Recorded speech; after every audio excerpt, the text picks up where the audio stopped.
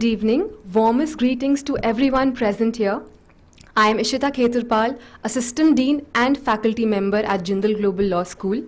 It is my privilege to welcome you all to this distinguished public lecture and interactive session on the theme, Becoming a World-Class Corporate Lawyer, Understanding the Synergy of the Law and Accounting Professions.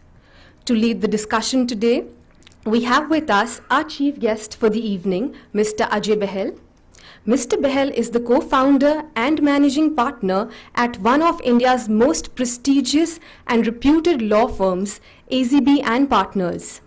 Also joining us today are senior partner at AZB, Ms. Priyamvada Shenoy, and partner at AZB, Mr. Ayush Tandon.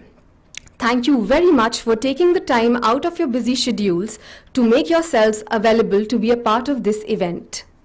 We would also like to recognize from the dais Professor Manika Nair, Associate Professor and Assistant Dean at Jindal Global Law School, the Executive Dean of Jindal Global Law School, Professor Dr. S.G. Srijit, and last but not the least, our founding Vice Chancellor, Professor Dr. C. Raj Kumar, for their constant support and guidance in putting together this event for the benefit of all our students. I now entreat Professor Dr. C. Raj Kumar to formally welcome all our guests with his kind words. Thank you very much. Rarely we see so many students on campus on a Friday evening, so I am quite overwhelmed and surprised. But I know why you are all here. So there's a good reason why you are here on a Friday evening, because we have Ajay and his team.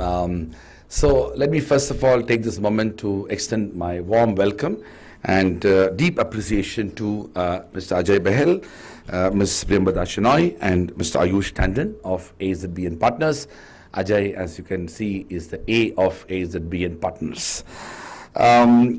It's a very special moment because we have seen that firm grow from size to size and to be one of India's leading law firms.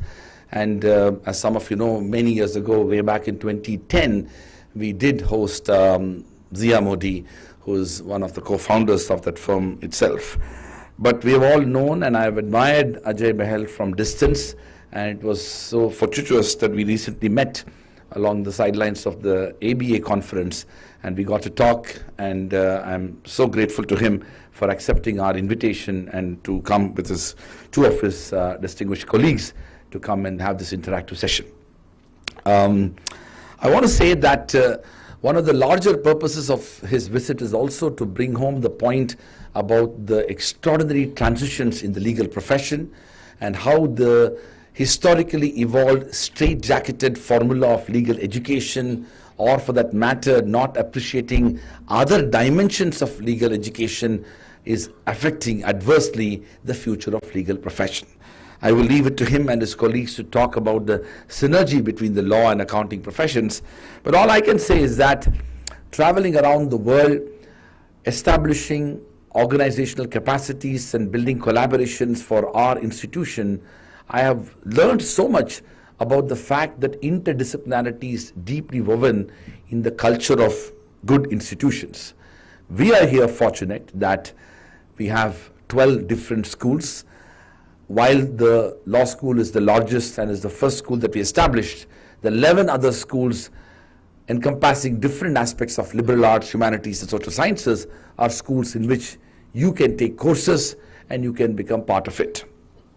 I want to begin by posing a very important challenge to Ajay and his team. So Ajay and both Priyamvada and Ayush, I have traveled around the country for the last, say, 14 years, and I've given over 12,000 talks across India. I have traveled to every city and I speak to high school students and I talk about law and future of legal education and higher education. And even when I talk to students who are preparing for law, and I make an important distinction between the entrance examination that we accept, which is LSAT, and the entrance examination which most national law schools take, which is the CLAT. And whenever I would make the distinction between CLAT and LSAT, and most recently I gave a talk to some 600 students in Mumbai, and they were all preparing for both these exams. And I said, the most important distinction between LSAT and CLAT is that LSAT does not have questions on general knowledge, and CLAT has it. And I got some 100 students excited, and they were clapping at that announcement. Then I said that LSAT does not have questions on legal aptitude, and CLAT has it. Another 100 clapped and really was very excited about it. Then I said that LSAT does not have questions on mathematics, and I got a standing ovation. 600 students were jumping in joy, saying that this is it. This is what they were waiting for. Now I bring that to make a larger point that a large part of mathematics education in India has unfortunately created a huge sense of phobia and fear in the minds of our young people. A larger number of you, for example, essentially ran away from the study of every dimensions of mathematics to be able to be in law. And so in many ways, even when students are studying BCom, LLB and BBA, LLB and other such aspects, one of the things that you're all so conscious of is that how do I navigate numbers? How do I deal with balance sheets? How do I deal with any form of quantitative aptitude that I should become familiar with? And this is one of the most important and critical challenges that we're facing, because at the other end of the spectrum, we have a situation where artificial intelligence, robotics, machine learning, and new technological developments are shaping the future of all professions. It is indeed true that increasingly the role of lawyers, as we have all understood historically, is going to change, and change dramatically. ChatGPT, as we all know, has begun to make already a serious impact, and a time will come very soon that lawyers, if they are not already checking out the view of ChatGPT, you might end up committing a professional irresponsible act because you have not given sound advice to your clients. That is the change that we are seeing. In this context, in this world that we are going to inherit, it's equally important that we pay attention to numerous dimensions of building capacity of our students, and that includes a more interdisciplinary approach towards the study of law that is not just limited to humanities and social sciences. I want to end by saying that the last 4 days I was at MIT, Harvard, and Yale, meeting 25 engineers, scientists, and people who have spent good part of their life working in technology. And I got a universal advice from all of them that you ought to make coding as a compulsory subject for every student in your university, including all law students. And I began to ask that if that is the type of imagination that is evolving, and they gave very good reasons why that should be the case, then we need to reimagine the future of legal education. We need to empower our students, not only for them to be pursuing careers in corporate law, but also a wide range of careers within the field of law or even beyond. And that's why this approach towards understanding the synergy between law and accounting is important. I also want to mention that our own evolution as a university in its modest origins in 2009, with only 100 students and 10 faculty members and 20 administrative staff and 1 school, to where we are today with over 10,000 students and 12 schools and over 1,000 faculty members and 2,000 admin staff. This has been possible because of the innovations that has happened in our own evolution. We have constantly tried to push the boundaries of knowledge and to be able to create opportunities for interdisciplinarity, something that simply did not happen in most of our institutions in India for a variety of reasons. The next step in that process of evolution is to look beyond the narrow dimensions of what the law is and what the legal profession is today. And that is where the answers lie in other educational imaginations. Part of it is accounting. It could include economics. it will include many other subjects and disciplines as well. So with those words, I want to extend a warm welcome to Ajay, Priyamada and Ayush, and to also thank them for taking the precious time out of their busy and billable hours to be with us. I want to thank all our faculty members and of course our students in particular for making the right choice and not to get out of the campus to go home and do other things over the weekend, but to stay on a Friday evening and be part of this session. I can assure you that this will be an immensely beneficial event and initiative, but also potentially a transformative learning experience as you go through the next hour and a half or so. Thank you.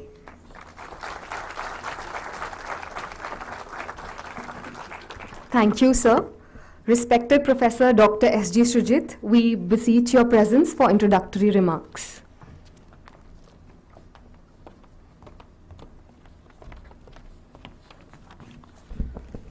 Good evening, everyone. My responsibility is to set a context for the discussions today. I'm not sure whether I'm the right person for that, but still, what I'm going to speak runs the risk of becoming potentially pedestrian. My apologies in advance for that. So the theme of the talk today is becoming a world-class corporate lawyer, understanding the synergy of law and accounting professions. Let me try to make some scratch on the surface. I'm claiming no credibility to the things which I'm going to say. My conviction is that we live in a time which can be defined as a time of post-professions. Or we live with a sense of post-professionalism. This mainly manifests in the form of an antinomy. One is segmentation, and the other one is loss of exclusiveness. Well, segmentation and loss of exclusiveness are problems literally being faced by the professions, including legal and accounting professions. Now, what is this segmentation? Segmentation is that disciplines are getting fragmented. Sounds good because fragmentation ultimately leads to some kind of specializations. But the problem with the fragmentation is that fragmentation also creates some kind of a self-containment. The disciplines which got fragmented started to develop a sense of self-sufficiency, norms, rules, procedures, and decision-making procedures exclusively and uniquely to them, and they feel segmented from the other. So this segmentation is not just a split of the disciplines into specializations, but fragmentation is a much larger problem. But on the second side, it's the loss of exclusiveness. So until post-professionalism became the predominant sentiment, post-professionalism became the trend, or until we moved to an era of post-professionalism, disciplines used to jealously guard their own boundaries. But then at some point, maybe globalization or whatever force you call that, the disciplinary boundaries tragically collapsed. And then came the incursion of disciplines. There were no proper order in the way the disciplines incursed into each other. Previously, interdisciplinarity existed, but only among the frontier disciplines. They clearly identified which discipline will be the bedfellow of the other discipline, which discipline will mutate with the other discipline. But here, the notion of the frontier discipline too disappeared in an era of post-professionalism, leading to pure combinations. But the interesting thing is that this was also a demystification of the idea of the frontier disciplines. Law and accounting, I do not think until 1990s were really considered to be frontier disciplines. Probably law and economics, probably law and politics, probably law and international relations. But law and accounting, they were never deemed to be like frontier disciplines. But then, of course, that the loss of exclusiveness is what is exactly what led to the new trend of multidisciplinarity or interdisciplinarity. Well, I'm somebody who believes that multidisciplinarity is the only truth. Interdisciplinarity is not possible for oneself because you need two individuals with two different internalizations and disciplinary backgrounds to collaborate with each other to make interdisciplinarity possible, because your mind develops a worldview based on a certain discipline you study. So multidisciplinarity many times gets passed off as interdisciplinarity. Anyway, the segmentation and the loss of exclusivity and this predominant sentiment of post-professionalism manifested through many trends, and law and accounting is a case in point. One reason why law and accountancy became bedfellows is probably that one is the rise of the financial markets. And then this resulted in many kind of quantitative and qualitative opposites becoming quantitative and qualitative correlates. So what were until then deemed to be the opposites all on a sudden became correlatives. They are actually becoming what we can call specialized mutations, leading to many kind of interpellations. This also includes sharing methods and materials among these disciplines. And the sharing happens, or interpellation happens, at multiple levels, which include formulation of financial policies, financial reporting, in ensuring sustainable finance, and then auditing regulations or auditors' responsibilities and liabilities. So this is the tale of the law and accounting is a classic tale of dissolving boundaries, whereby previously held notions collapsed and the disciplines started to merge with each other. I'll conclude with a tag and a trivia. Interestingly, I came across an article in Accounting Review, not in a law review, by William J. Graham, who is generally considered to be an accounting wizard and also a maverick accountant. He proposed in Accounting Review in 1930 to teach accountancy in the law schools. Now, why should law schools learn accountancy? Definitely not as a matter of upskilling, not to advance your lawyering performance.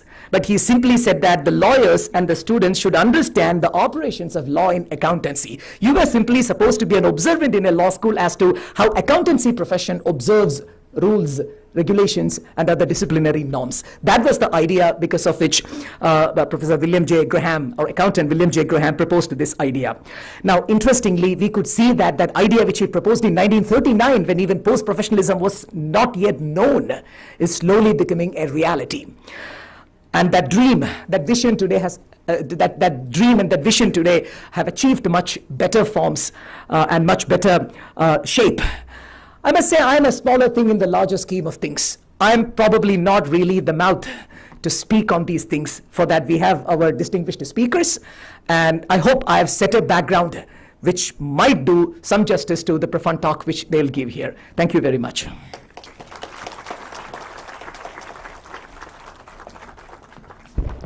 Thank you, sir.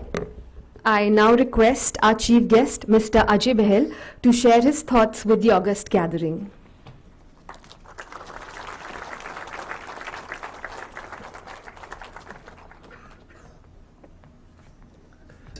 Well, let me start by wow. You know, it takes a lot to make a lawyer speechless, but you have achieved it through the combination of the fantastic welcome we got when we got here, the amazing initiative that you are fortunate that your university has taken because of liberal people like those who are sitting on the dais, starting with Dr. Rajkumar, and the fact that so many of you have taken time this evening. I know Friday, and especially these days when we've got conversations about work-life balance and when should we get it right, and I'm always known for making controversial comments on those topics, but it's really nice to see people sitting, as some of you probably heard that before. So great, thank you. And the question that one has to ask ourselves is why law and accounting? Of course, I'll give you good reasons for it, but neither of them are rocket science. That's one good start. Even though we are in the legal business, as I said the other day, Raj, we were at a small group and we were all introducing ourselves, 20 people. And I said, so I said, we are in the business of, and I could see people expecting some very serious comment. So I said, we are in the business of making law sound like rocket science.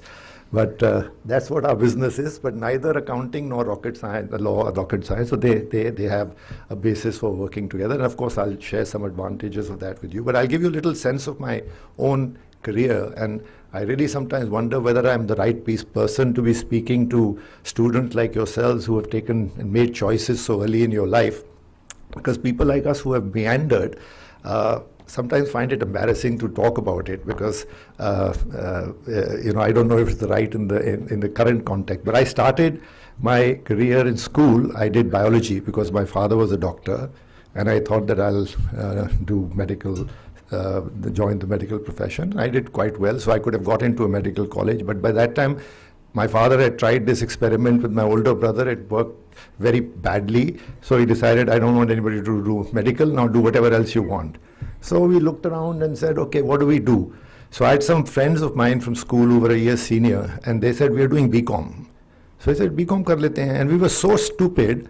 I had applied to St. Stephen's for economics, I got a call for the interview. Raj, can you believe it? I didn't even go for the interview. I mean, we were so dumb those days, and now I find people are, waiting in line, catching up. I haven't got my interview call. So that's how daft we were. Anyway, BCom ho gaya, then we said, okay, now what do we do next? So some of my friends had joined CA, some of them were seniors. We said, okay, let's do chartered accountancy. So we finished chartered accountancy. And then for 7 years, I practiced as an accountant. And then in between, I was working with Mr. NKP Salve, Harish Salve's father. And he said, you must do law as well. And so I did law evening college, nothing fancy like what all of you are doing in this wonderful campus, getting great education. So I'm currently, to be honest, the most underqualified lawyer in AZB because I studied using Kunjis when I was practicing as an accountant. And at one stage, I had to complete, we had that system where you could keep postponing your exam. So I had to give 27 papers in a period of 12 months. And I said, I'm never going to be a lawyer. Why am I going ahead and putting myself through this whole process? I'm practicing as an accountant, trying to make a living. But I somehow managed to complete my exams. And within 6 months, I actually surrendered my certificate of practice as a chartered accountant. I was the first CA in Northern India to surrender his certificate of practice. And it happened to be the year my boss was the president of the institute. That was the most embarrassing part, Raj. My boss from the Thakur Vaidyanath Ayurveda article was the president, and he called me and he says, couldn't you have chosen a better year? Because I'm getting calls from everybody to say your protege is the first one who deserted the profession. But in any case, the one thing I have to say for the accounting profession, that I never regretted for a single day the 7 years I spent in the profession. I became immediately, obviously 6 years or 7 years junior to all my contemporaries. People who were in school and college with me who did law were obviously my seniors. But I never felt overwhelmed when I started looking at things as a lawyer, because the whole curriculum, and I'm not here to sort of suggest that everybody should do chartered accountancy, the topic is accountancy, but I want to give you a little sense for it. That the discipline as, when you're working as an accountant is very rigorous. And the sad part is that when I look back, compared to what you go through, and that is why I think it's so fantastic as an opportunity, when you are doing accountancy or chartered accountancy, there is no faculty. You work as an article clerk. You have to sit for your exams while you're studying, while you're sort of working as an article clerk. And we used to get 60 rupees or whatever it was at that time. There is nobody to take guidance from. The syllabus is as wide as it can get. We used to have one particular paper called calculus. And I remember asking the teacher, we had in the evening classes, there used to be some classes, said, what should we do? I said, don't ask me, you do as much as you want. If you don't get it, then people will say we didn't get it, and therefore just go ahead and do. So there's no guidance.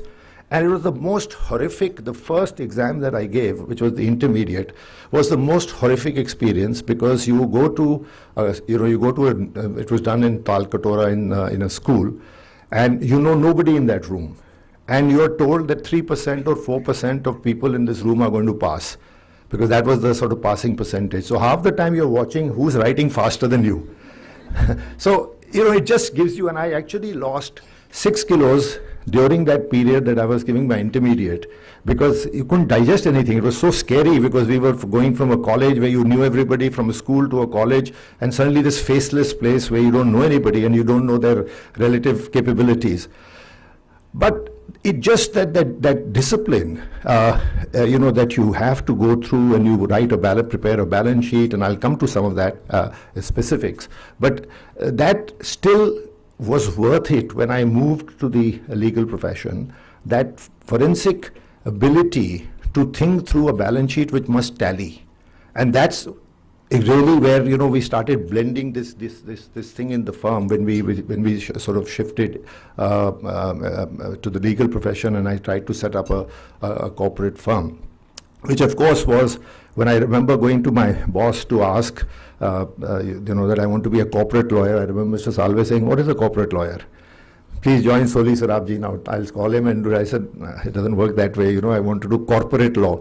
Reluctantly, he wrote a letter for me to get a job with 2 or 3 lawyers. All of them said, we don't have space. So I said, "Chalo, we may as well start ourselves." But that's, how this whole thing evolved into ABC, then AZB, etc., etc. Now, coming to the whole issue of why accounting.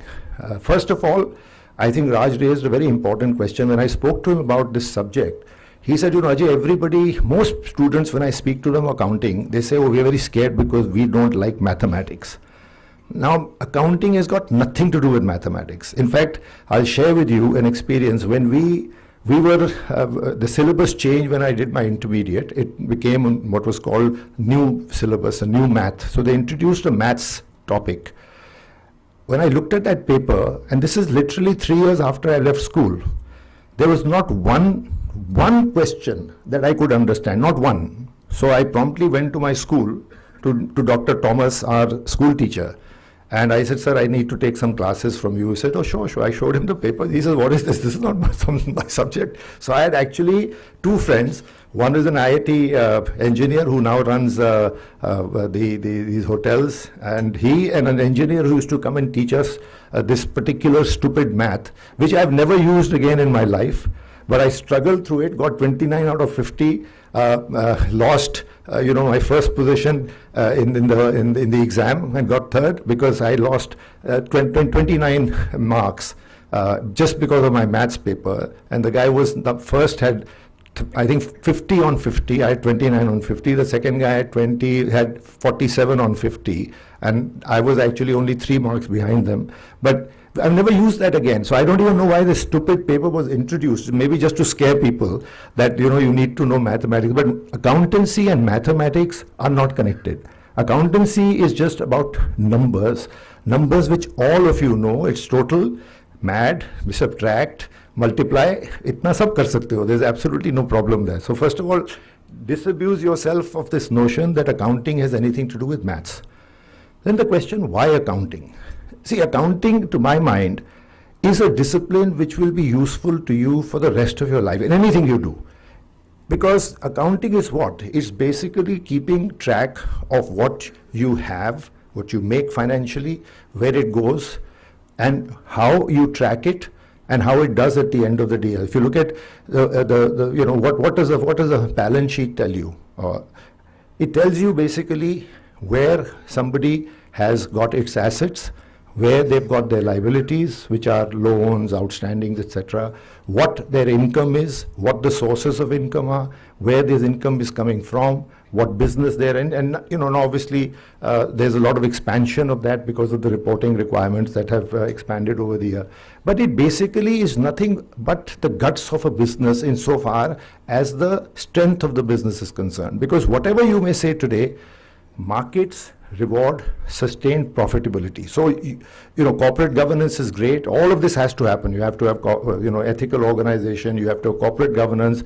But if you have great corporate governance, but you have lousy accounting or lousy profits, nobody is going to reward you. So understanding financial requirements, profit, how the money that the business makes, where the money is spent, how it's collected is very important.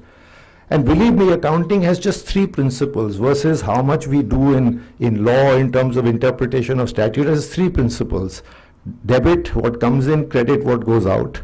Debit the receiver, credit the giver, and debit the expenses and credit income. It's as much as that. I'm not kidding you. It's just, if these are the 3 basic principles of accounting based on which you can construct anything that you want. So it gives you that ability to look at, as I said, where funds come in, how they are deployed, how they are spent. Why is it helpful in the legal profession? As Raj said today, lawyers, especially corporate lawyers, are advising businesses. One of the most important facets for any business is the financial implication, a deal, a transaction, litigation. Anywhere where you can use this information that you have and it can add value is always going to be important. And what accounting does is that it gives you this little forensic approach, because what we were trained was that there's something called a trial balance. A trial balance is nothing but it just records, the debits and credits. And the trial balance is then taken into a profit and loss account or into a balance sheet. A 2 rupee difference between the trial balance, you think that, let's find a way to cover it up. 2 rupee hai, to idhar udhar koi entry dal dete hain. But you learn that the 2 rupee difference could actually, if you explore, reflect a fraud of hundreds of crores. It's as much as that. So you get this whole focus that the two sides of the balance sheet must tally. And I remember when I shifted to the legal profession and we had a partner and we were filing our first case September 1986. And he had drafted something and I said, but where is this ending? You know, this balance sheet is now one-sided, I can understand, but it has to ultimately lead to a conclusion. And he said, uski koi zarurat nahi, nobody reads this anyway. I said, but I want to read it. I want to see a logical path forward where it ends up with a conclusion, because I'm used to tallying balance sheets which actually require you to focus on making sure the left, right and the right side are actually balanced. So it becomes, in a sense, that training that you get from a broader perspective, Sean, of the advantages which I'll show you, which I'll give you some examples over the career, over my own career, how accounting has helped me in different areas. That basic approach is a very important discipline to imbibe. Secondly, it gives you a slightly forensic edge. You get used to sort of poking into things, looking at things 360 degree, look here, look left, look right, look up, look down, to try and find, especially when you're looking at commercial matters, to find something which is not evident, something which may be hidden somewhere. So you get that, you know, that approach of searching for information. I'm not suggesting law doesn't make you inquisitive. Of course, this makes you inquisitive. It's slightly different. It's not about being inquisitive. It's being just focused on, when we say kira, you just get into it. You know, you just start unearth with the view that I must unearth something over here. So that particular aspect becomes very, very a part of your whole system. And when you now apply it as a lawyer, that particular combination will certainly give you an edge, which will separate you from somebody who's not willing to look at that number. And the advantages are immense. And I'll give you, various experiences that I've had over the years. Very early one, we were representing the Sikkim government in a lottery case. And the guy who was running the lottery, he had been complaining to the government that he had been losing money all the time. But there were some pretty dumb guys in the government who they could have terminated his contract for so many breaches, but instead of that, they did something stupid and terminated it without cause. So he sued them. Now he sued them, suddenly came up with this huge number of loss of profits. So they came to me and I looked at it, I said, well, hang on a minute, this guy's been losing money all these years. So he should be thanking us for kicking him out, because every year he tells us that I'm not being able to sell the lottery tickets. So anyway, we get into this arbitration. I went to Sikkim and there was a chartered accountant there who had sworn an affidavit. And what he had done was that if they were entitled to print 1,000 lottery tickets but were selling only 100, he computed his profits based on the 1,000 number, even though they had never sold anything more than 100 in the last 5 years. So I was asked to cross-examine him. The first thing when I was introduced, they told him, Mr. Bahl is a chartered accountant. The fellow started getting nervous because, his thinking was, I'm a CA, I'm going to be cross-examined by these lawyers, nobody's going to look at these numbers, they'll ask me some lofty questions about law which I'll duck. So in those days, the balance sheets of Indian companies used to require a disclosure of installed capacity and utilized capacity. Every company used to have that requirement. So I had taken the balance sheet, I remember, of Hindustan Motors, who used to make ambassador cars. I don't know if any of you have seen an ambassador car, but it was what we had at that time. So there was installed capacity and utilized capacity. So I showed him the balance sheet. I said that, you've seen the profit here, how have they computed the profit? He says by the actually utilized capacity. So I said, if I asked you now to compute the profits going forward of Hindustan Motors and going backwards, what will you have to use? So he looked at it. I said, have you seen how they've computed the profit? He said, yes, by the utilized capacity. So I said, do you agree, therefore utilized capacity is the basis of profit? Yes, sir, I agree. So then I went to his calculations. So now tell me, you sold 100 tickets last year, 90 the year before, 80 the year before that. How you suddenly got to 1,000? So basically, we completely destroyed his deposition, his affidavit. That particular deposition saved the state government, because the arbitrator still gave an award against the state government in a number which was going to bankrupt the Sikkim government. So ultimately that went to the court, and there was a division, the two judges disagreed. It went to the third judge, who basically relied specifically on the deposition and came to the conclusion that shorn of everything, whether there's a breach or not, there is no real loss of profit, because their expert has now not been able to show us how there was actually profits when the number of tickets which he has sold and continue to sell is not even going to recover the cost that they have. So something as simple as that, which when you look at from an accounting standpoint, it's not easy as a lawyer. I mean, it may sound very simple, but if you're not, it doesn't come to you naturally if you don't know how to read a balance sheet. Today, I'll give you other instances where we use, just this desktop review. Today, balance sheets of companies, if you take any listed company, the amount of information that has to be given is huge.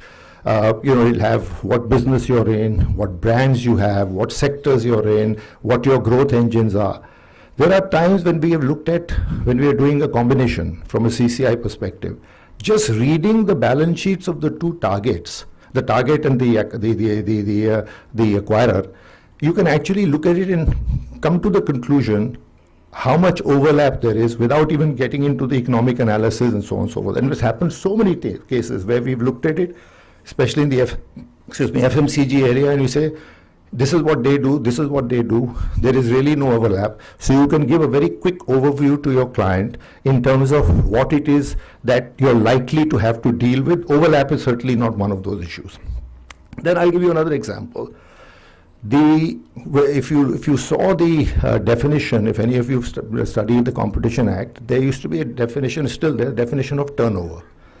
Now the definition of turnover that the CCI was adopting was that whatever is shown on the right hand side of the profit and loss account, you just add that up and that becomes your turnover. And this became important because you had A, de minimis exemptions, B, the question was how dominant you are. Now, if you are in the business of making cars, but you sell a factory, the competitive element is not in the factory, the competitive element is in the car.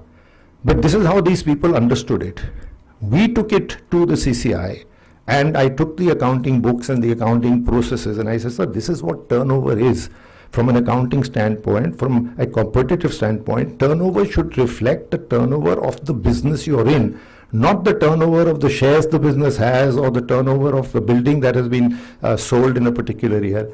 And based on that, actually, if you see the FAQs have recognized at the CCI that turnover should only include turnover of the products that the company deals in. So you get the opportunity to be also a thought leader where you can go out and actually understand how you can change mindsets insofar as this particular aspect is concerned. Third is de minimis itself. Because there used to be, and now they've changed a little bit, a target exemption based on de minimis. Now, people would not know how to calculate it. So we saw cases where you're looking at a target in the US, for example, which is being acquired. That has a subsidiary in India which is providing services. So that service expenditure is actually, it's an expenditure for that entity, it's not an income. But the way it was done, people were totaling the turnover of the parent entity and totaling the turnover of the local entity. And again, we went to the CCI and we explained to them the accounting principles, and they again came up with an FAQ saying that is not how it should be computed. Intercompany transaction should be eliminated. So that's how you basically use the accounting experience, knowledge to be able to deal with these particular issues. I'll give you another example. We are dealing with a litigation, very, very complicated litigation, where a person who basically had bought goods and was to supply goods did not supply them. So we took a view that basically you haven't fulfilled the basic obligation of supply, therefore you can't claim what you're claiming. So they switched the argument and said we were only a financer. We were never involved in the purchase and sale. We are only a financer and we are not concerned with purchase and sale. We picked up their financial statements, and lo and behold, of course, in the financial statements, they have treated themselves as a trader because they bought goods and they sold goods, and we presented that to the arbitrator. Now, these will come naturally to you when you have got some accounting experience, because you will say, hang on a minute, this guy, how do I find out whether this fellow's statement or whether he or she is a financer, how do I validate that statement? One is I can just keep making arguments. The other is to find actual evidence where they themselves have declared themselves in a particular way. So again, I'm just giving you examples to show sort of how many different ways you can actually use accounting to be able to supplement and value add the advice that you're providing. I'll give you a forensic element of it. So in this particular case, people were supposedly buying commodities, wheat, rice, and dal. And this was a classic slam dunk case. One of our clients' employees was mixed up with the other side, and they basically accepted that goods had been received. They accepted that monies were due. So in the traditional way of looking at it, this is, you have no way out, because you've got an acknowledged debt, and if you go to NCLT, you should be wound up. When we started looking at it, and this case really took every part of my accounting skills to bear to reach the, where we've ended up today, I found that there was no specifications given for the rice or the wheat or the dal. So a person is given you a purchase order that I want 100 watches, 10,000 rupees each. You in turn have to buy those 100 watches from somebody else. You don't know what the watch is. It could be an Apple Watch, it could be a Vogus watch. So we were able to establish that how on earth how does this become a valid contract? Apart from just the legality, because under the Contract Act anyway, the contract is void for uncertainty, but even from a practical standpoint, how does somebody say that I gave an order for something which is incapable of being bought or sold, because you don't know what specifications there are? I mean, rice at the minimum, basmati, non-basmati is a basic issue. So again, we had even got actually a forensic done, and the forensic chaps didn't pick this point up. But because of the sort of searching approach, and Ayush worked briefly on that with me, we kept looking for where we could find something, and this came across. So this wasn't specific to accounting, but it was an aspect of the very sort of forensic type of approach that you take to a particular matter. Ayush and Premwada will share with you also their own experiences, but what's happening today in the financial world is that when you're looking, let's say even as an instrument, you have all read the Companies Act, you read preference share, equity shares. Now you'll see that these are all taken as capital when you look at the Companies Act. We have now a new animal called Indian Accounting Standards. Their preference shares is treated as debt. Now suddenly that whole paradigm that you think as a lawyer is totally different. When you look for a balance sheet of a company, you won't find the preference share under share capital. Now if you don't know what has changed, you will find yourself a bit lost that, I know that preference capital is capital, but where on earth has it disappeared in the financial statements of the company? And similarly, I've seen so many transactions where lawyers have come up with very fancy structures in terms of truing up the investment, the anti-dilution, taking more shares. But the accounting treatment that they have given at the time the investment was made completely trumps all those options. Those options are all unworkable. So you've got a very fancy document which provides that you can do many things, but actually if you translate that document or you take it to the financial statements, you will find that it is not possible to deliver what you have agreed to, what you promised your client, and all you can hope for is that that situation never actually occurs, because somebody is going to ask the question, that's great, now deliver to me, since this particular default has happened, I need the incremental shares. And at that point you're going to be looking at the agreement and looking at the financial statement and saying, sorry, they can't be delivered. So until and unless these basic features are imbibed, I think as you go through your journey as lawyers, whether you go for corporate or you go for litigation, anything that you will look at, there is some possibility, I mean it's not going to happen in every case, but there is some distinct possibility of using this accounting information and knowledge that you have to be able to value add what you are actually doing. So you have all the facilities. An accountant, as I said to you, has none of these facilities. Their learning comes from basically nobody, from nothing. You have the facility of this fantastic campus. You have the facility of fantastic faculty. I'm hoping that the same enthusiasm that lawyers develop for accounting, we can imbibe with the accounting profession. And I really, my mission is actually to have many more chartered accountants be willing to train themselves as people who can teach. Because the other problem that you're going to face, Raj, is that finding faculty is not easy, because accountants, get jobs. Most of them are working somewhere, and that the kind of development that has happened in your profession, that hasn't happened in the accounting profession. So the need for faculty, the demand for faculty, hasn't actually been created. And that demand can be definitely met, to my mind, if more and more chartered accountants are willing to start becoming faculty and start teaching people this particular very not so complicated subject, which I think is something that you can always pick up as you go along. I don't know how you would plan this, Raj, but you've got 5 years, as I said to him when I was speaking to him. 5 years, I'm talking about the 5-year course, for example. 5 years residential course. I honestly think that you should come out in that 5 years as at least 50% as chartered accountant, or 50% of the knowledge that a chartered accountant can have, because you have the time. You have focused attention being given to you by faculty, and that doesn't happen to a chartered accountant. So there are some phenomenal advantages that you have, which the accounting profession doesn't have, which, if you are enthusiastic about it and you are willing to participate, I'm sure that the sort of faculty that you have and the forward-looking approach that I've seen, and how quickly Raj embraced this idea when I spoke to him. I should tell you that one other university had approached us. I had met them in the Vice Chancellor of the Gujarat Law College in a committee I was on.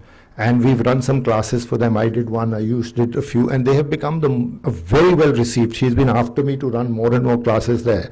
But time is an issue, so we've not been able to carry them on. Take, for example, insolvency. How much time have I got? 5 minutes? I'll just finish. So I'll take insolvency, for example. Very big area, all of you read about it, insolvency. Insolvency is all about insolvency plans. There's a legal part to it, but ultimately it's all about a plan to revive an organization. Lawyers are currently playing a huge role there. A lawyer who understands that accounting can truly look at the revival plan, look at working closely with the resolution professional, look at the COC, because you have the advantage that you're reviewing the agreements, you're looking at the loan documents, you're looking at all the other aspects of the organization. Just think of how much power you can get to yourself if you can also work on the actual resolution plan. Phenomenal. Valuations. I mean, I remember that we used to sit in a meeting, when people are talking about valuing a brand, and somebody's talking about discounted flash flow, and you'd see people around there, who don't have this concept about the DCF is looking at each other and feeling out of place. And we ran some classes at the firm. My son-in-law, who's himself MBA, he came and ran a few classes, and my daughter did. And we prepared a valuation for dummies. And 10 of our clients actually asked me that we'd like to take this, lawyers who were going for meetings, and they said, for the first time I can actually sit in a meeting where my financial colleagues are talking about DCF and cost of capital and perpetuity value and all that, and I can actually sit there and sound a little intelligent. That's also important. At the end of the day, you may not necessarily have to be the driver or the contributor, but you should have that ability to at least feel that you can participate in an intelligent discussion and not be overwhelmed. Combine it with the liberal thinking that you have. On the flip side, when I shifted to from the accounting profession, I realized how much more there was to learn. Because the accounting profession, one of the biggest problems, because of the limitations we have in terms of faculty, communication, you don't really get tunnel visioned. And you start believing that what you know is all there is to learn. And I realized that the legal profession has tons to offer. In fact, it used to bug me when I was practicing tax that we'd go to a lawyer who doesn't know anything about tax and who would just look at the act and come up with an interpretation or a possible option which I'd never thought of. And it actually used to bug me. But I realized that that is part of the profession that we have, where we have this liberal thinking. We look at things from afresh, which sometimes without a biased mind. Combine that with the skill that you bring as an accountant. So you have a combination of that discipline combined with the combination of that free thinking, and you can produce, to my mind, a lethal and spectacular combination. So with that, and you'll hear some stories from Priyamvada, who's a lawyer, not even an accountant, and then you'll hear them from Ayush. And I hope that you will feel encouraged to believe that this is a subject that you must take on, you must imbibe, reminding you again, it's not rocket science. It is not that complicated, no mathematics. I'm sure you can all total, I'm sure you can all minus, divide. It's all that is there is to it, and the rest is all about, you know, just understanding the various elements of how to prepare a balance sheet, which can show you so much about an organization. In diligences, which Priyamvada will talk about. In fact, we designed our diligence based on telling people how to reach a balance sheet. Because if you read a balance sheet, you'll see contingent liabilities, you'll get a sense of the organization.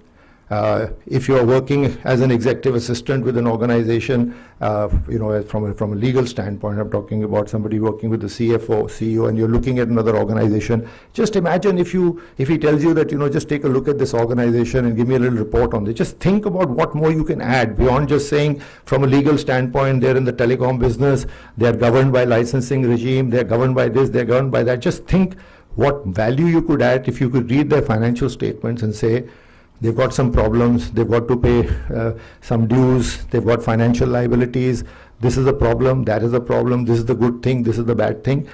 It just suddenly raises the level of what you do.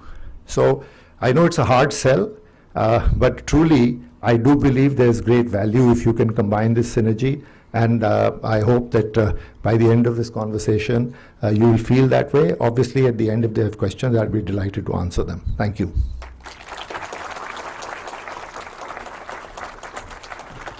Thank you, sir.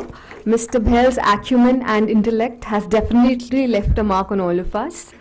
It is my privilege to now invite Ms. Priyamvada Shenoy to address the audience.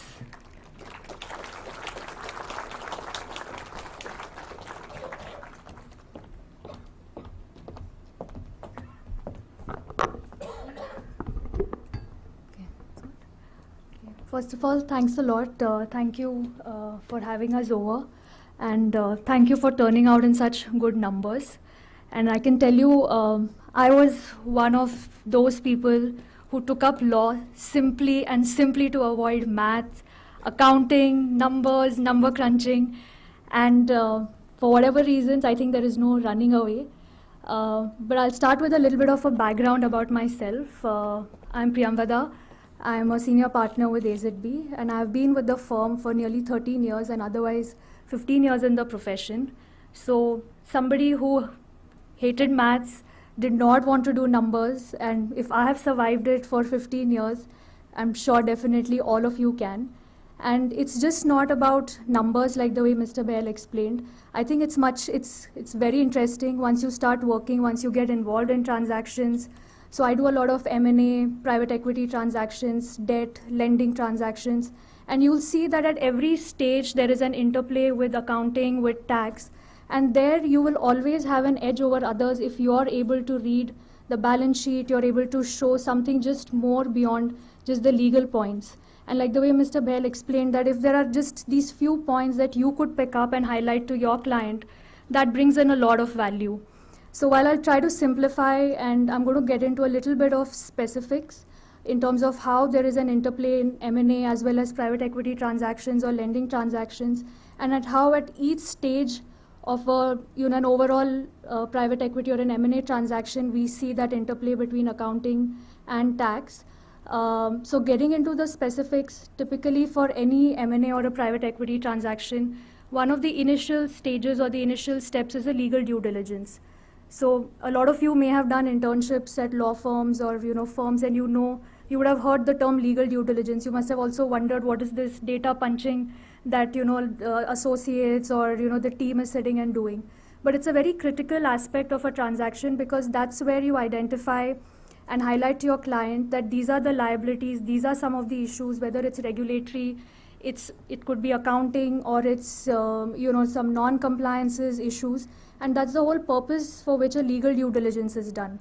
Now, as a thumb rule, and one of the first things that we do, or even I do, is that we open the financial statements of the company. Now, that helps us to understand.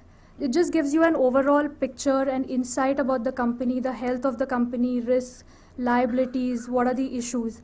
The way these financials, then like Mr. Bell pointed out, that a lot of the financial statements have so much details given in it.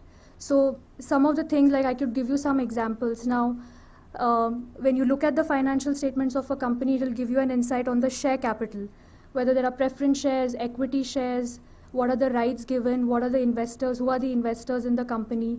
Secondly, loans, debts of the company, which is again a very critical aspect of a legal due diligence or something that the client would want to know. Now again, when it comes to debt, whether it's by way of some instruments or it's a term loan, what is the interest rate, how is the security, what are the rights that the lender has, you'll get a brief synopsis of that in the financial statements.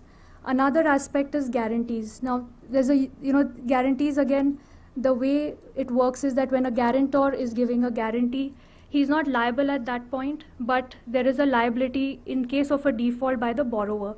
Now, where you have companies where there are, it's a large group, there are group companies, sister concerns, it's very common for companies to give guarantees in these situations. So when you read the financials, you will see there'll be notes in the accounts highlighting the fact that there are guarantees that have been given, which again, when you highlight to your client, it can help them assess that yes, even this liability, though it's not today, but this liability does exist. Similarly, related party transactions, it's another very critical aspect in an M&A or a private equity transaction, because say if it's a 100% acquisition, you would want, or your client would want, that these related party transactions are cleaned off. Now, while the company can, maybe they will highlight this to you, but how do you match it? All these aspects are recorded in the financial statements. So if you read the books of accounts, you read the financials, you'll get the details. You can point it out to the client and then also suggest solutions as to how these have to be addressed going forward. And there are similar concerns when in a private equity transaction as well. Similarly, if you read the financials, you'll always get a sense of what are the other liabilities. So if there are claims against the companies, there are litigations against the companies, you'll see notes highlighting the fact. And from there, you can pick up the leads, you will get the queue and how to ask for information from the company, and then, dwell more upon it or get more details. Similarly, even from a labor law perspective, you will have to keep going back to the financials, because in some cases or certain legislations, for example, gratuity, you will have to look at the provisioning created in the books of accounts. In gratuity, even as per the statute, you're supposed to create a provision in certain states to cover for the gratuity liability. So even from a diligence, right from the beginning, at some point or the other, you need to keep going back to the financials to look at these aspects, highlight it, and also, when you highlight these things, you can also, it shows to the client that you're not just sticking to some of these legal aspects, but you're going a little beyond that as well. Again, I think the point is not that we all have to be experts, but I think just to be aware, to have that knowledge, to get a sense, to get an understanding, and to just have that edge over others to, to at least have something beyond simply highlighting some of the legal points. Now, coming to some of the other stages of a transaction, which is, drafting of the transaction documents, or from a regulatory, any approvals that are required, any consents that are required from, say, the Competition Commission or the RBI. Again, we have seen even in those stages as well, there is always an interplay where you need to go back to accounting standards, to tax, to financials. So I'll take a few examples there. Mr. Bell did touch upon the aspect of preference shares. So I'll just elaborate on that. Now, in a typical private equity transaction, investors, when they invest, there's also an expectation that at the end of their investment horizon, there's an exit to be given to the investor, which means that the investor needs to get his money back or a return on that money. Now, there are concepts, in terms of how exit is given. It could be by way of IPO or a strategic sale, cap reduction, or a buyback. Now, there are issues. So, when in case of shares, where there is a right given to the investor that at some point these shares have to be bought back at an agreed price or a fair market value, while from a Companies Act perspective, it's a share capital. We always look at shares or preference shares as share capital. But from an accounting standpoint, there's a different treatment given where it can be treated as a debt. Now, this has huge ramifications from a regulatory standpoint, because where there are companies like NBFCs involved, it can affect their debt equity ratio, the leverage limits that they have. So there are some of these issues then, which we need to be mindful of even when we are drafting the documents, or how these rights have to be structured. Similarly, from a competition law perspective, which Mr. Bahl addressed, that when you go for there are certain thresholds. If the transaction in terms of turnover or the asset size are breaching certain thresholds, you need to notify the Competition Commission, which means that it is subject to their approval. Now again, how do you determine the financial thresholds by way of turnover, asset size, where again you need to go back to the financials, you need to have that understanding of how to determine, calculate, and to be able to advise on these aspects. So these are just some of the examples, even from a debt transaction point of view, how you draft your interest clause, for example. That will help in determining that how is it to be even reflected in the financials of the company. So again, I don't want to belabor on this point more, but these are just some of the examples, some of the instances, and there are many more, whether it is from a transaction point of view or from an advisory mandate, where there'll be occasions where you need to keep going back to accounting, to financial statements, to keep getting a sense of how the company is recording its books.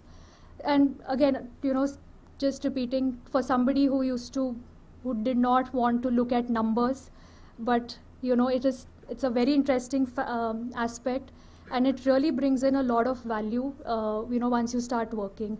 So with this, I'm going to request Ayush then maybe to come over.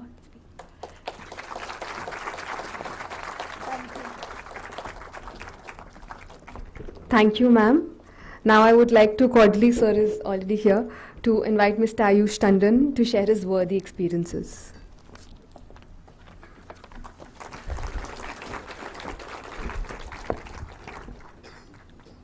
So hello everyone, I am Ayush Tandon, and so similar to Mr. Bahl's experience of how he started his education, I am a chartered accountant, then I did my CFA, and then I did my law.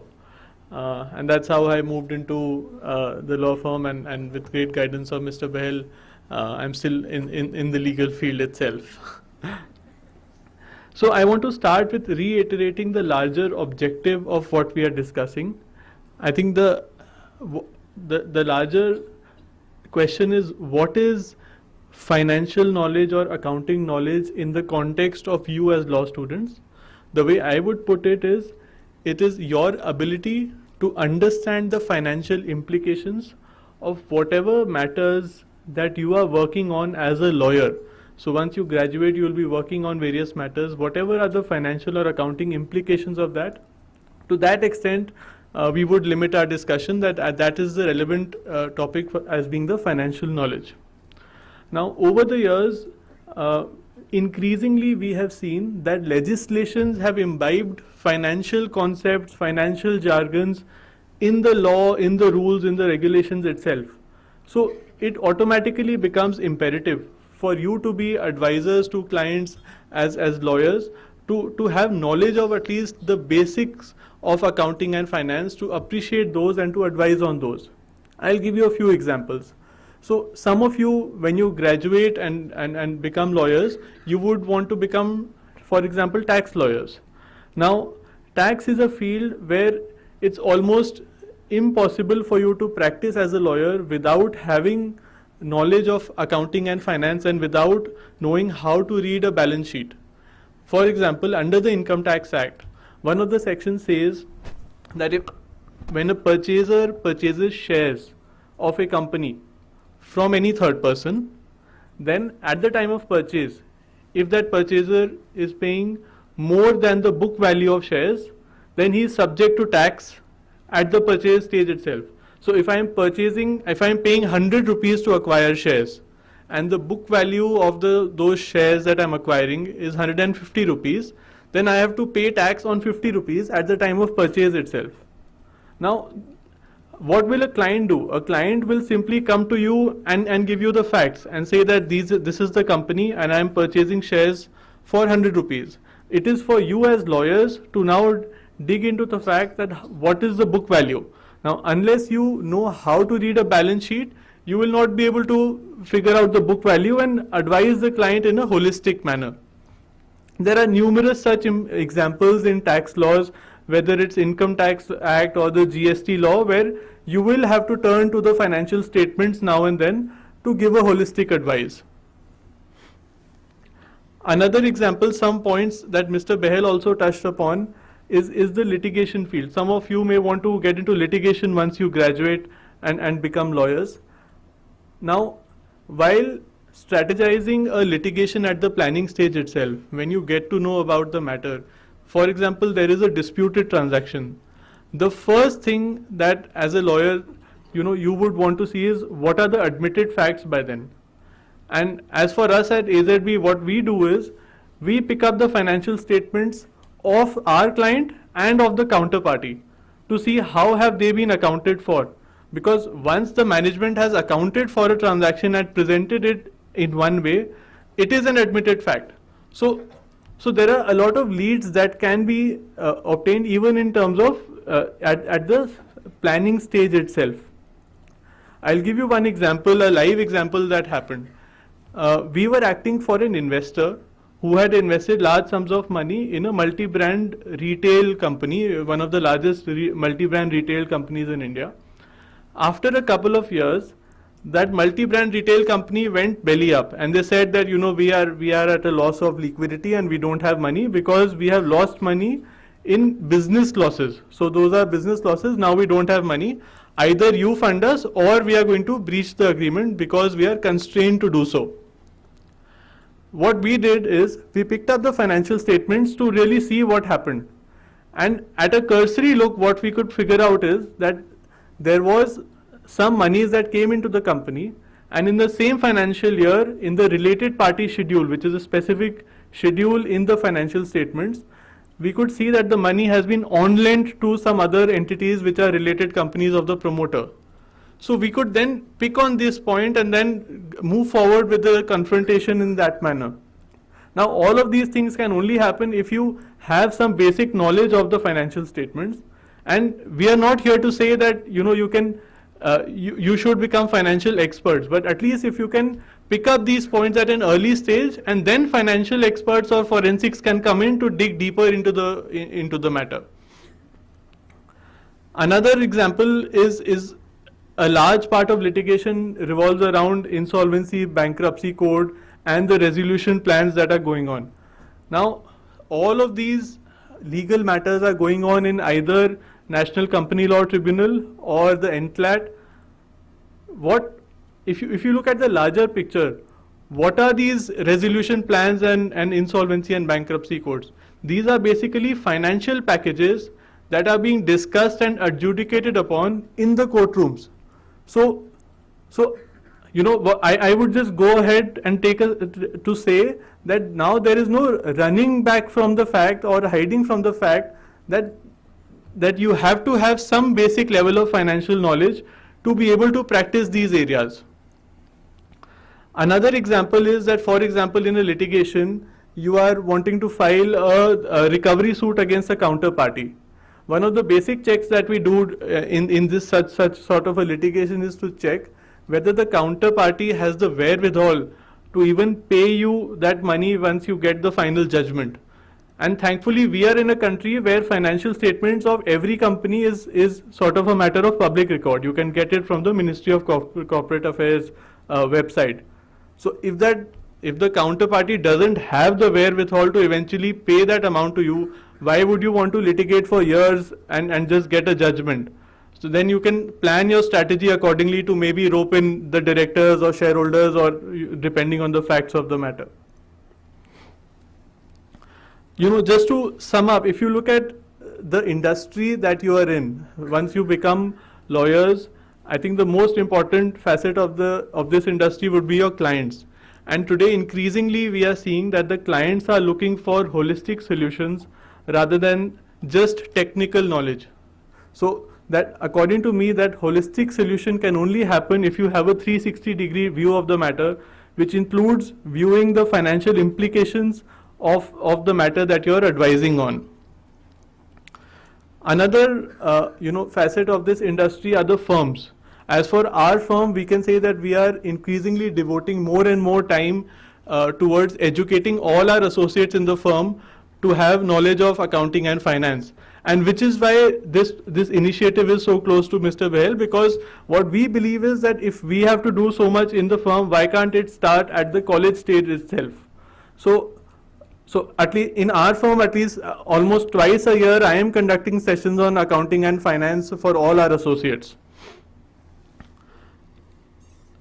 As for colleges also, if you see internationally, now Harvard Law School had conducted a study of its attorneys who had graduated from their law school, and they asked the question, what is that one skill that should be added into their course? And the answer of majority of them was basics of accounting and finance, which eventually happened. And now in Harvard Law School, in their curriculum, there is one semester in which a particular subject by the name of basics of accounting and finance. One last point that I want to leave you with is unrelated to your profession. So ultimately, when you start working and you start earning, you'll start earning money. And when do you start saving or investing? According to me, it's the day you start earning. And if you have a good basic knowledge of accounting and finance, you will be able to appreciate the different asset classes. You will be able to ask the right questions and at least head in a direction that will make you prudent financial decisions even in your personal life. I think that's all that I wanted to say, and thank you so much for the opportunity. Look forward to speaking with all of you.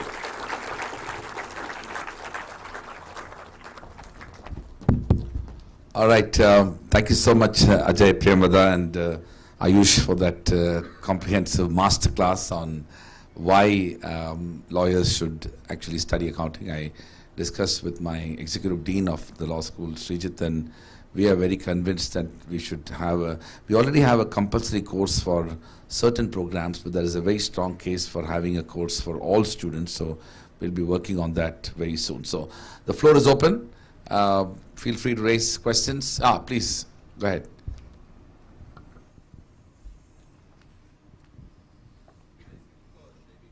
No, you can wait for the mic. He's just bringing, so you can.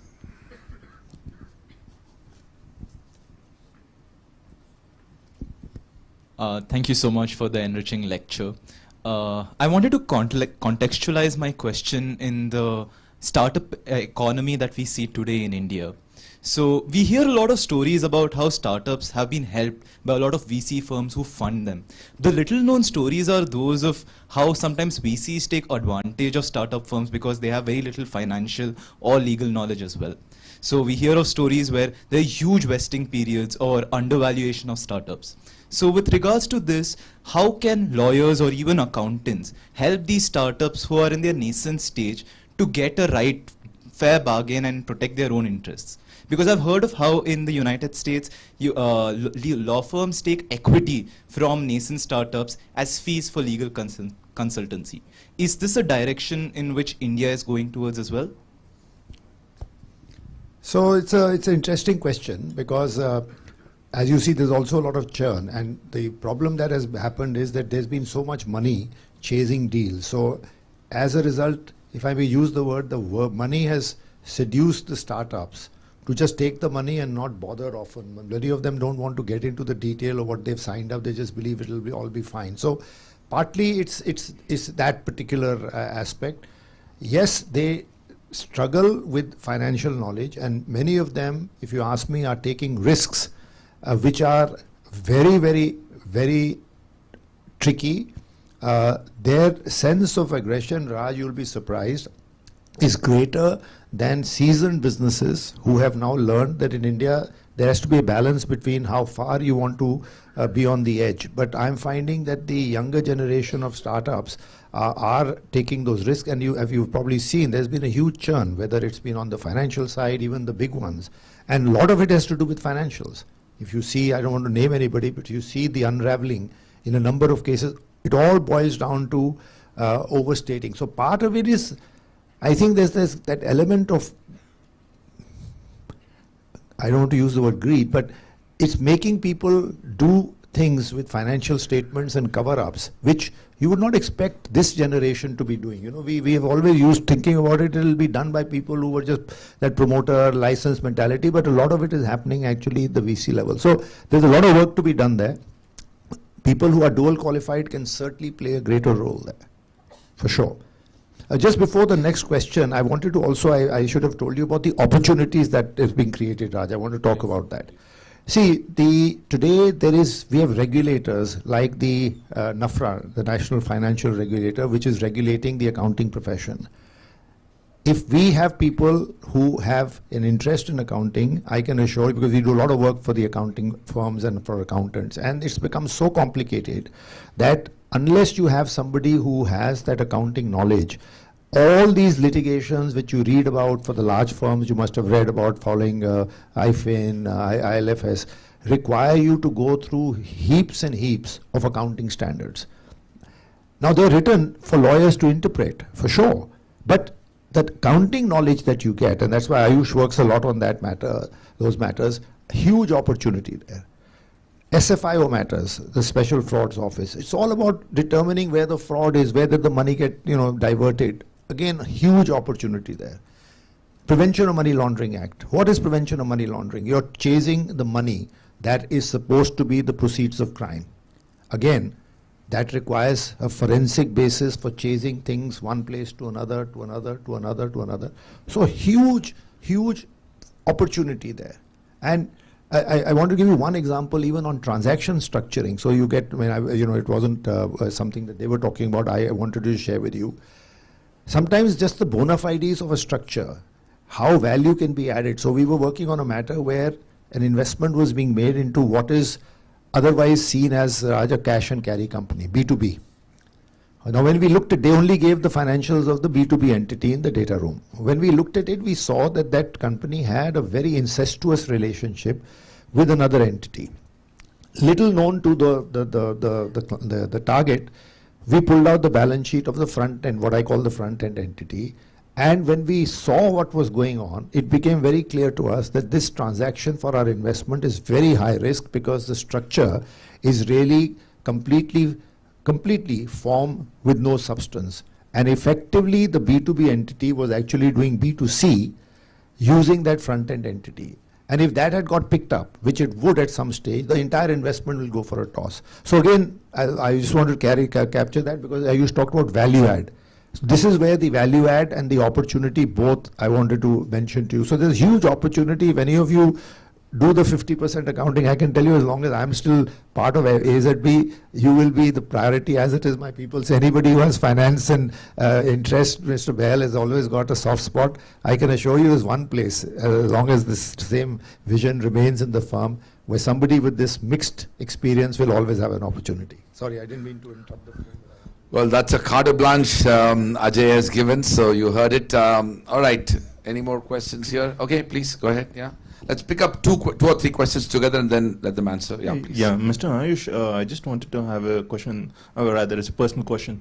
I've seen in your description that you've done your CFA, right? So I've been considering doing my CFA the next year, obviously, and continuing to do it over the years. I just want to know what opportunities it gave you or what opportunities opens up, and also in an M&A transaction that I've seen most of the time, if you're able to read an audit report and mostly you're able to read the annual return, it seems enough, right, for most transactions for lawyers. So is it really a value adding in the law profession, or should I seek opportunities elsewhere that is more mixed, like an AIF, etc.? Great. All right, there's one more question behind. I saw a hand right there. Please. So my question is that will it be right to assume that if a lawyer or a law firm acquires expertise in accounting, clients, in addition to legal advice and to further a holistic advice, so to say, would expect such law firms or lawyers to plan and account their tax, their audit reports or account reports as well? Repeat the question, please. So my question was that will a client, if a firm has acquired expertise in accounting, will a client now expect that particular firm to also plan, quote unquote, plan their audit reports and account reports? You mean a law firm? Yes. Probably not. Okay. Anybody here? Right, we'll come back. Good evening. My question was regarding your experience in going to the Competition Commission on a lot of issues. With the Competition Amendment Bill being passed, deal value has been added as a threshold to assess mergers now. Given that a lot of this was done to account for digital markets and digital firms, which have a lot of potential to grow, how do you see deal value being assessed? Because it's not been defined how they're going to assess these thresholds going forward. And will we need more accountants to now go to firms and work with them and seeing whether we need to go to the Competition Commission or not?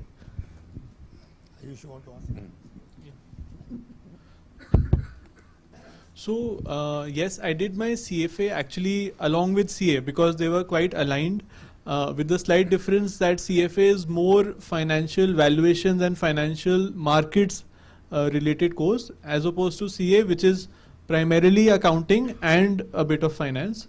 So for a law student like you, I would just say that you can do, you should do rather a part-time accounting course, or if I'm sure the university will have opportunities because there are finance faculty available here also. So maybe basics of accounting and finance and reading the financial statements will suffice in terms of you being a good lawyer.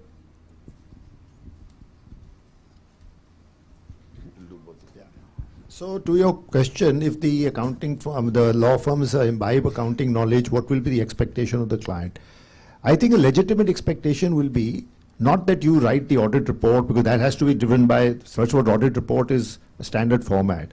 But certainly when the accounts are being finalized, even today, you are expected to provide advice and opinions to the company in terms of its notes to the account. Because remember one thing, the auditor only comments on the accounts. The accounts are the responsibility of the company. So the notes to the accounts, for example, are the responsibility of the company. So there's, again, if you have that knowledge, yes, a client will expect you to, but that's great because you are therefore being put in that special league of people who can advise in terms of the appropriate disclosure in the financial statements through the notes to the accounts, in terms of the interaction with the auditors, in terms of interaction with the board, and be able to explain some aspects of the financial statements, and it gives you an edge. So there will be an expectation that, I mean, you can turn around and say, listen, I use this knowledge only for my own personal interest, and I'm not going to give you that advice. But the fact is that if you want to do it, you will build the expectation, but that expectation will get you opportunities which other people who don't have that expertise will not get. So it's certainly how you want to deal with it. But I would like the expectation, and I would like to deliver on it. You asked about the digital world. See, the deal value is not so difficult to determine. The deal value is the deal value. A deal value is more when it gets complicated, when there are multiple elements of the deal. What becomes difficult to determine sometimes is when you are dealing with fundamental aspects of asset liability, which is what they moved over. This is basically, this new amendment is basically said if there is a deal anywhere in the world which is above a certain number and there's an India footprint, India has to have a look at it. So that's a slightly different thing. What we were referring to in the context of competition is there's a lot of requirement to determine specific aspects of a particular business. For example, you have 6 businesses in a company and there is a violation in one of the businesses. Now the requirements of the penalty are that they should be based on the turnover of that business, for example, or the profits of that business. Now, if you have that accounting background, then you can also work with the organization to figure out how you should narrow down or limit your penalty, because the court has held that it should be for the relevant turnover, not the entire turnover. So relevant turnover is a difficult question if you have no accounting knowledge. How do I determine relevant turnover when there is combined with 12 other items which are not being subjected to the competition analysis or have not been impugned. So those kind of places, all this will help. But pure deal value is the deal value. But of course there are other complexities in the digital world, all of which will require a good support from the accounting and financial background for sure. Yes, please. First of all, a very good evening to all the dignitaries on the dais. Thank you so much, sir, for coming over here for this session. So I'm currently in my 4th year of law and also pursuing CA as well. So I would be giving CA intermediate. My question is particularly that what was that key factor that made you decide you should be practicing as a lawyer and not as a chartered accountant? Good one. Great question. He'll definitely answer that. Let's take the second question. Ajay, you have to probably do some interviews this evening. So. Right, thank you for the lecture. So I think Professor Rajkumar already hinted at this.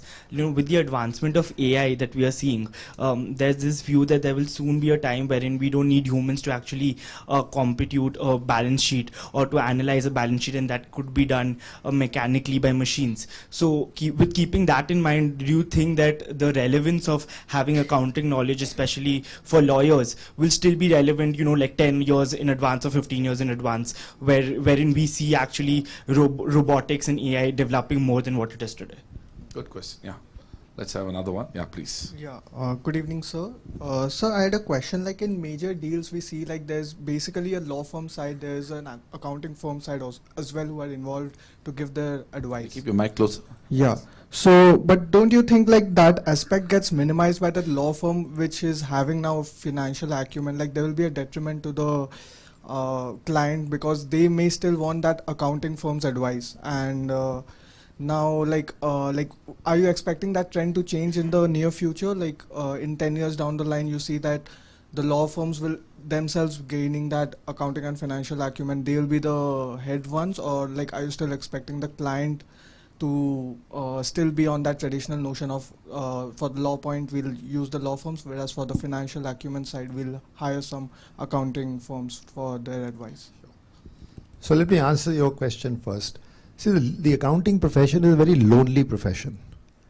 It's you have nowhere to go to. Even when you qualify as a lawyer, even if you have no work, you'll go to the court and you'll be in the buzz of things. When I qualified as a chartered accountant, I had my office in the garage. And the garage used to look at the gate. And every time the gate opened, I used to look, hoping that there's a client who has actually come, but it often was a patient for my dad. And honestly, it was the most lonely period of the profession. I almost became an alcoholic because you're so frustrated by the evening. You think that you'll be a CA and suddenly people will be flooding. And the first job I got as a CA was to write the books for one of our audit clients of my firm at 500 rupees a month. And I kept telling myself, I need this to survive, but is this why I did CA? Number one. Number two, you don't have a forum where you learn how to communicate. Today, if the CA profession is struggling, it's struggling because there is no training like you get in terms of communication skills, seminars, moot courts, nothing. When I go and speak to the accounting profession versus when I'm speaking here, it's so disappointing. I feel so bad that there are people who are qualified chartered accountants who cannot formulate a question for you to answer. So it's really that the profession is struggling, and which is why I think that the combination that you offer here, the training that you offer here, will create a better quality of financial advisor than even the institute is creating. Really, we could be competition. I'm not suggesting we should be, but truly you can do a better job. And that's and there's a lot of learning. Third, I already told you, the law profession, clearly there's a lot more learning. The accounting profession doesn't encourage that because the areas are limited. So there are some great advantages we have as a legal profession, and that's why I want that we should build on them to add greater value for all the reasons that I've given you. I think you asked the question about accounting firms and law firms. So let me tell you, there are many transactions we have done where no accounting firm is involved. We give the tax advice, we give the advice. We don't do the financial diligence for sure, but there are many aspects of the financial structuring which we ourselves do. Clients are now looking for value add and saving costs. Remember that. No client is looking to unnecessarily spend money unless he needs or she needs a validation through a certification process, for an IPO, for financial statement. So there is no hard and fast rule here. If you offer the service, if you offer the value add, there is no reason why you cannot be the sole provider of that advice. It's all up to you to take up the challenge. Clients will be very happy saving cost if they can get something done by one person. You asked the question on artificial intelligence. See, artificial intelligence will tell you the analysis, but you have to ask, somebody ask the question, what is the relevant question to ask? So a financial statement, even today, you can get all the ratios, you can, anything you put in, plug in, you'll get the debt equity ratio, you can get this. But the brain, human intelligence is never going, in my view, is never going to replace that element. And if I can give you a simple example, which we've been saying to accountants as well, a lot of the accounting profession today, audit, is done based on artificial intelligence systems. They do, test checks, etc. And we are constantly telling them that you must use technology as an aid. Technology must never consume, technology must never overtake human knowledge. That knowledge is always going to direct, to my mind, in any profession, how artificial intelligence can supplement what you do. I don't think it can take away that element. So it must supplement, it must support, it must not assume human intelligence. And that's what I believe, at least. So we are going to come to the end of this, fascinating discussion. So we'll take a couple of questions and, all right, 1, 2, and 3. That's it. Yeah. Okay. Please go ahead. Question, first row. How come none of the girls have asked questions? That's a good one. Yeah, we'll ask. Hello. Yeah. Hi, sir. Thank you so much for what was. They're generally more intelligent. They understand things better. So. They already got it. Smarter than the men. I know that is true. But I'd love to hear some of your perspectives. Sure. Okay. Thank you so much for what was a very informative session. So you yourself said that we have heaps and heaps of regulatory compliances, but we also have, breakdowns like SVB that happened very recently. What was a very deterrable occurrence. So what are some ground level changes that you can make to regulatory compliances, especially from an accounting perspective, that can, prevent such circumventions? And, contextualizing it in case of startups as well, SVB was linked directly to technology startups. So what are some changes that you'd recommend? Great. Please. Yeah. Good evening, everybody. My question is with regards to the increasing convergence which we are seeing between auditing and advisory companies. So, for example, and even legal advisory. So, first of all, what's the scenario and what are your thoughts on that? And especially, what will be the future outlook with regards to the same? As all of you mentioned, the increasing provision for holistic services. So, how will that be provided and what will be the role of lawyers in that? Okay, great. Of course, the women, be prepared to ask a few questions. Either.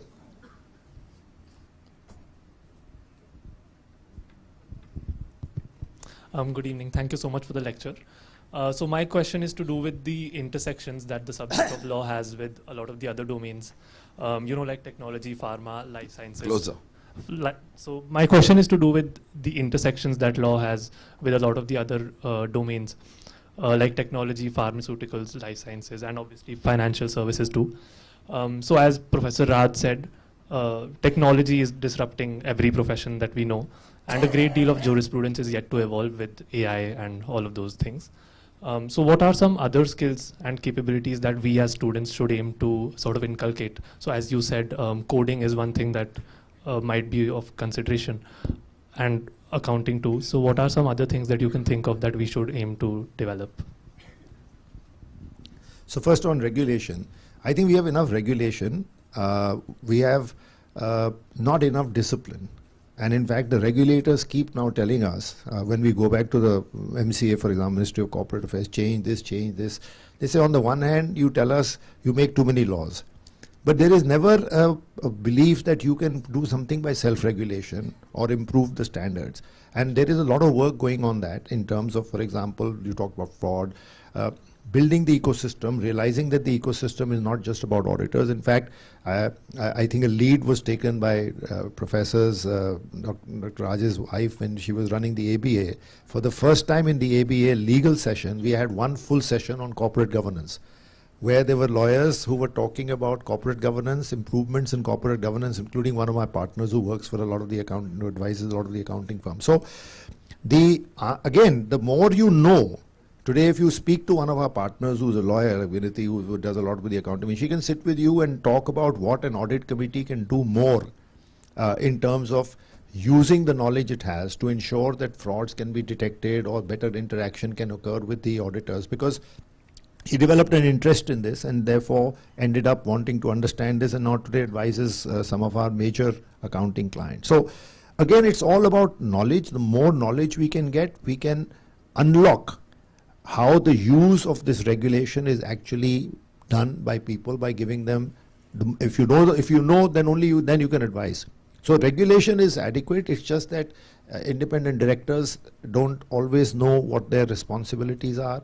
Companies are not doing enough to make directors financial literate. That was another session, in fact, in which Pratibha ran. If you remember, Raj, one of the questions was, are companies doing enough to make make their directors financially literate? And we had a lawyer who said, I'm running classes because I'm on the board of companies and I want to be able to understand the financial state. So I think it has to be a general uplift in the whole basis of how we all operate in terms of our approach and our honesty. Regulation, I think we've got enough going on right now. What was the next question was? I know you asked about the convergence, right? Somebody asked about convergence, yeah. So convergence, if you look at the Companies Act has already brought in the concept of multidisciplinary practice for accountants. It hasn't become the law, but it provides that even elsewhere in the world, if more than 50% of the members of the firm are chartered accountants, the rest can be non-chartered accountants. Of course, our Bar Association has not permitted that to happen, and profit sharing, those issues are still going on. But so there is already in thinking that there should be multidisciplinary practices. Convergence will always happen depending on how much you want to expand your own knowledge. Unless we have people who want to imbibe the additional knowledge, you can't have convergence just by saying so. Convergence will happen if you feel that you, as a lawyer, are willing to also advise on financial aspects. That will automatically create a convergence because you will become a person who can talk about accounts and you can talk about law. So I'm expecting to see greater synergy, but it all depends on how people like you, as you emerge, how you imbibe those experiences and those disciplines. Because if you imbibe, if many more of you are multidisciplined, there will be a greater convergence. If you want to keep the separateness, then the multi-level, multidisciplinary will also not develop the same way. So a lot is riding on how you look at things, and that's why I'm saying that you have to thank yourself that you have somebody so progressive here who's giving you the opportunity for us to be able to hear you and to share different aspects. To your point, see, today domain has become a very critical element. So I don't want to pick up one area or two areas which you think you should know more about. Generally speaking, whatever you do today as a lawyer, clients expect you to get up to speed with their domain. Whether that domain is pharma, whether that domain is technology, whether it's e-commerce, whether it is, whatever it is. You can't always be an expert in that field, but they expect you to raise the level. So I would say, coding, of course, you've been given an example. I can't think of anything else other than, accounting. I would love to see more emphasis on tax. There is a huge vacuum in the tax bar today. People who were practicing, literally, when I was practicing, I did a lot of tax work and I still mentor the practice. Till today, many of them are people who were practicing when I started my career. I mean, the bar has simply not grown. Compared to the litigation bar, the tax bar has not grown. you combine accounting skills, your ability to think like tax lawyers and add value in tax lawyers will go up. So I would say, if you're asking me, not a specific industry, but if you're looking for opportunity, I would say tax is a huge area to focus attention on. All right, so we're going to have. Okay, all right. I don't want you to be the representative of all, oh, there are more. We'll just pick up a couple of questions, please. Hi, sir. So I have a question that in this Keep the mic closer to you. in this technology era, like we are seeing that business models of the companies are keep changing and keep evolving. So regulators are also evolving the law. So I just want to understand is there any evolution in the accountancy practices, or we can expect that while when this foreign firms and foreign international institutions will come up in India, at that time we can see that, like, because you mentioned in your previous answer that there is no the bar of taxation is not raised. So what kind of accountancy, what kind of evolution has been in the accountancy practices? Thank you. Great question. All right. Okay. Wow.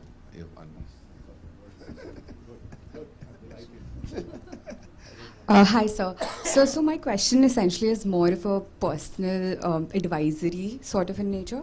So being in my 4th year, pursuing CA at this point might be a little taxing because the course goes on for 3 years. There's a mandatory articleship for 2 years. And around this period also we start with our recruitment cycle, right?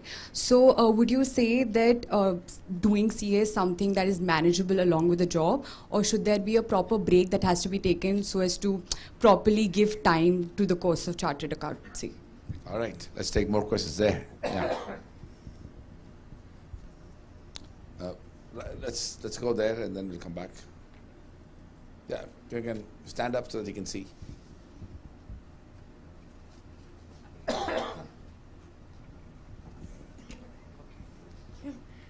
Sir, actually, I don't know if it's a valid question, but what I feel like, it's like, as you said, that people come to you like mainly as a law firm, but for advice in the financial terms as well. So do you think the knowledge that we gain can be also gained through courses or like specialized courses, and like the 5 years that you're actually spending getting a new degree of CA, you can put it for specialization in your law degree and make your thing better?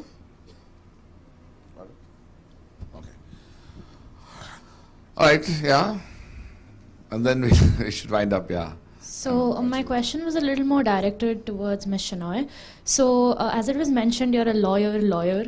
As somebody who's in our 1st year, and I do not plan on doing CA, or I don't plan on getting a professional degree of any sort, if the university does offer a course like this and I do take it, is there some sort of friction you face in your daily life, either from your colleagues or from clients? Because other people like Mr. Tandon, he also has a CA degree that backs his claim, whereas you have the knowledge, but on paper you have nothing to show for it. So is there any friction you face when you're in the industry? All right, last question right there.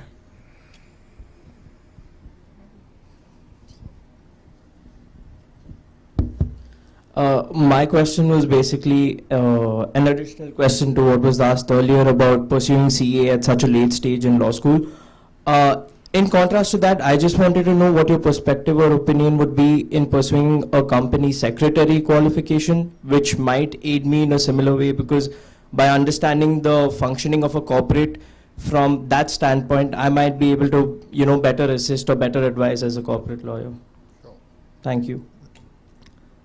So first, the evolution. So there is, of course, if you look at how an audit is done today versus what is done in my time, some fundamentals are the same, but businesses have grown so large today. We have companies which are now got accounts which are maintained electronically. They have branches all over the world, subsidiaries.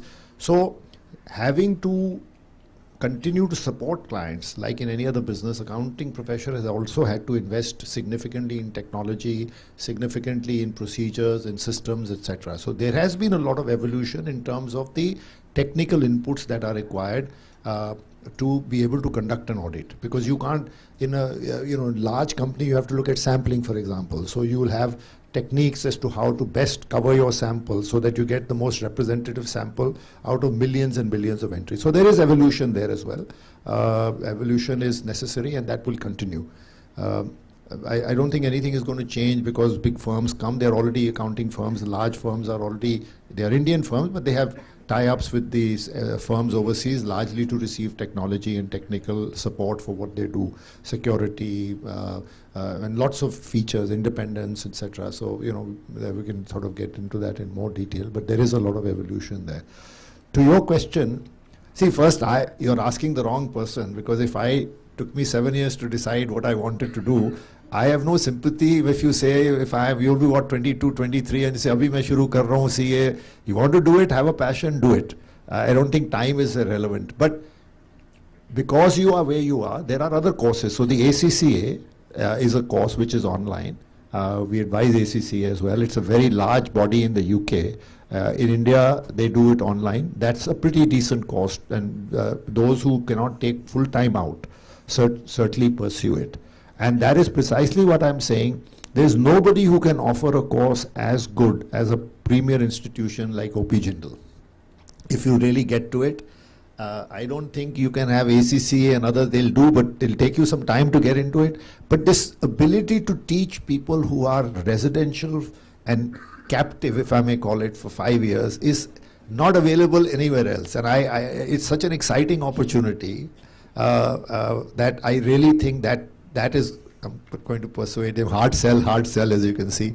But people like you who are finishing, maybe an ACCA course is worth considering, because CA does require you to step back, and it's a horrible course, I told you. I mean, so you better, I always to describe it, Raj, as a huge door which welcomes you in, and a keyhole through which you have to step out.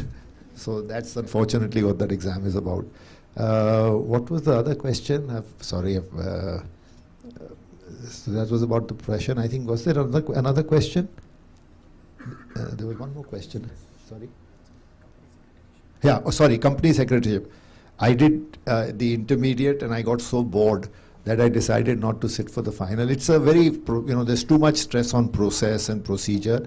I think for a lawyer, it doesn't have that curiosity and that incremental skill set that it would impart. I would suggest you look at something more financial focused, like a CFA or ACCA, if you don't want to do CA. So let me just spend a few minutes doing some bit of blue sky thinking. I think there is something value added about lawyers, law students studying finance and accounting, as opposed to very distinguished people such as Harish Salve and Ajay Bahl, who were chartered accountants who ended up studying law. And the reason I say that is, since you are studying law, there is a very strong foundations in the theory of law and of course the practice of law. And as I look at the future, I am also seeing a lot of convergence between public law, commercial law, and issues surrounding constitutionalization of taxation and many other aspects of financial law. So, and the second big thing that is also evolving is tribunalization, as well as major regulatory bodies increasingly involved in the entire finance and account space. So when lawyers end up studying accountants, you have a much stronger theoretical foundations for a serious pursuit of law, with which you add your knowledge and expertise in finance, accounts, taxation. So I think it's a very, very valuable and a significant addition to it if we can overcome the threshold biases, prejudices, fears, and concerns that students tend to have. So Ajay, you don't need to persuade me at all. We are in it. We are going to roll out this opportunity, and we will make sure that there is enough interest, because I'm happy to see that so many of you are interested to actually be part of this conversation, and that speaks volumes about the fact that we can figure out an appropriate way by which this course can be rolled out. So we will offline talk to Ajay and also independently talk to our faculty members. Now listen, there's another unique advantage that we have, which you have not yet exploited. We have the Jindal School of Banking and Finance, which offers BCom honors courses, BA Finance and Entrepreneurship, and a range of finance and accounting courses already. We have the Jindal Global Business School, which offers over 20 finance and accounting courses. These are all offered right here. And as you know, every evening after 4 p.m. till 10 p.m., we offer 400 plus electives. So in some ways, it's not, as Ajay said, you don't need to go to any huge external entity for pursuing this. It's happening right here. And of course, we will also be collaborating with Ajay and his team to provide such an opportunity, kickstart a program of this kind, maybe even add a certificate process, so that will add value for your interviews and things like that. So I just want to add that, and once again, I want to thank our colleagues here, but over to you. Thank you, sir. I now request Professor Dr. Raj to felicitate our chief guest, Mr. Ajay Bahal, by handing over a token of appreciation.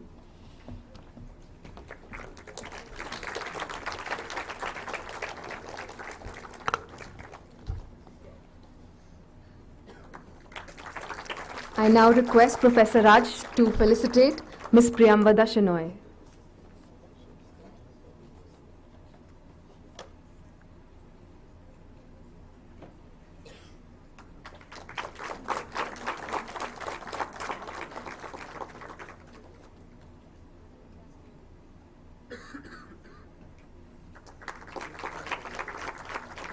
I now request Professor Raj to felicitate Mr. Ayush Tandon.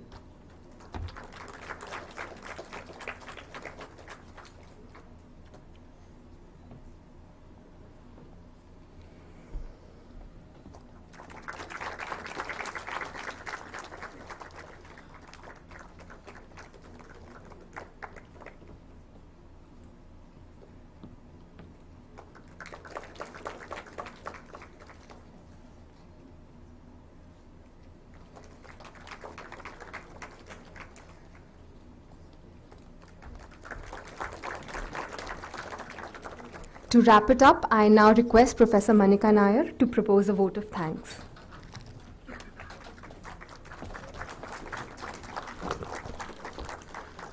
Good evening, respected dignitaries on and off the dais, and my dear students and fellow colleagues. It is famously said that lawyers need not know everything, but we should know something about everything. And so every skill is somewhat, in some way or the other, relevant to us, right? And accounting is an essential skill that can help you learn ways and means to apply to regular cases and also become a lawyer in niche areas that have never been seen before. As you said, technology is evolving. So today, I'm with the duty to thank our esteemed guests and take this opportunity to extend our sincere gratitude to our guests, Mr. Ajay Bahal, Ms. Priyamvada Shenoy, and Mr. Ayush Tandon, for sparing their very valuable time to us on behalf of the university, the school, and our students and colleagues.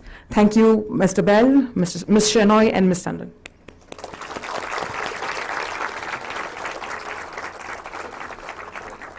I also take this opportunity to thank Professor Dr. C. Rajkumar and Professor Srijit for making this wonderful opportunity possible for all of us. Thank you, professors. And finally, to all students who stayed back on a Friday evening and came in large numbers and made this event a grand success. Thank you all. And have a fine night.